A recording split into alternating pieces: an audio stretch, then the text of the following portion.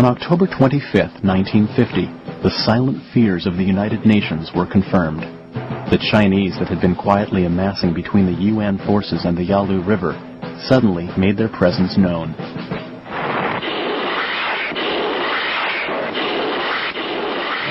In the Central Mountains, thousands of American troops were ambushed and surrounded by a massive Chinese division. Entire battalions were caught off guard and decimated. Airdrops were all the support the UN soldiers had.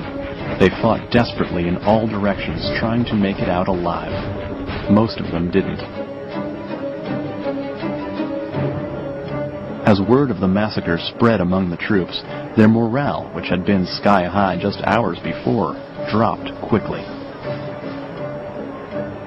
They said it sounded like Chinese.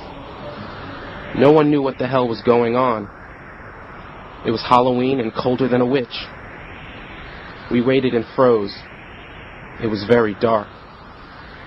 Robert Harper, 19th Infantry. The Far East Command, already gearing up for a victory parade, still couldn't believe it was facing a full Chinese assault. Reports back to Washington claimed the attacks came from a small force assisting with the defense of the Yalu River, and nothing more. But General Walker was alarmed. He ordered all of his units, even those far from the attack, to pull back to the Changchun River and reevaluate the situation. Then, just as abruptly as the ambushes came, they ended. The Chinese faded back into the hills and waited.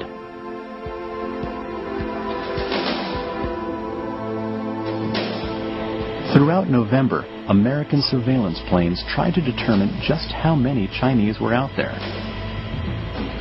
Estimates counted between 50 and 70,000, a manageable number. But it turned out they missed another 250,000.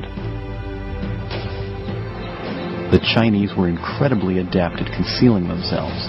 They would keep still all day, camouflaged under helmets covered with brush. To planes flying overhead, heavily occupied areas often looked like empty landscape. Most of November passed quietly, and UN troops held out hope that they'd make it home for Christmas. Assured by the silence, General MacArthur ordered a cautious advance on November 24th. In the west, the 8th Army would head for the Yalu as a unified front, hoping to prevent any single battalion from being caught out on a limb. In the east, the 10th Corps was ordered to make a major advance around the Chosun Reservoir.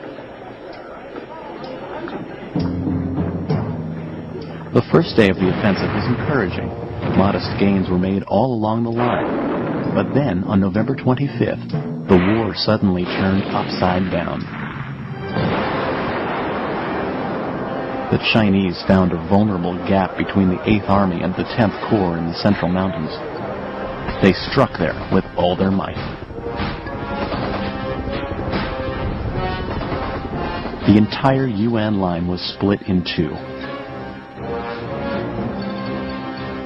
3 days into a renewed offensive, the UN force found itself in a full-scale retreat. The UN's lines, as well as its spirits, were broken. And with the attack came the North Korean winter, an enemy that would prove every bit as merciless as the communists.